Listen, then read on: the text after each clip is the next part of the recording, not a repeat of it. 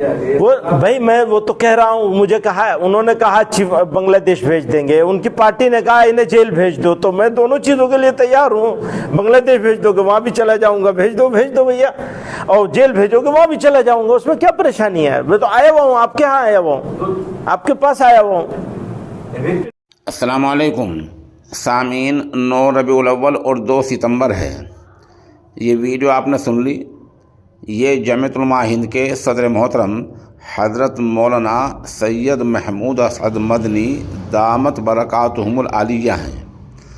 دراصل کچھ دن پہلے مولانا موصوف نے آسام کے کسی معاملے کو لے کر جمہوری انداز میں تنقید کی تھی۔ ہندوستان ایک جمہوری ملک ہے، یہاں تنقید کرنے کا ہر شخص کو حق حاصل ہے، البتہ اس کی کچھ حدود ہوتی ہیں، ان کی رعایت کرنی ہوگی۔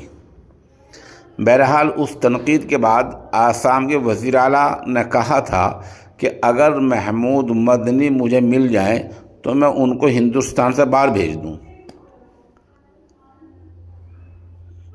اب اس کو کیا کہیے کہ مولانا موصوف آسام میں پہنچے اور برملا اعلان کیا کہ میں آسام میں ہوں، چاہے مجھے بنگلہ دیش بھیج دو، چاہے جیل بھیج دو۔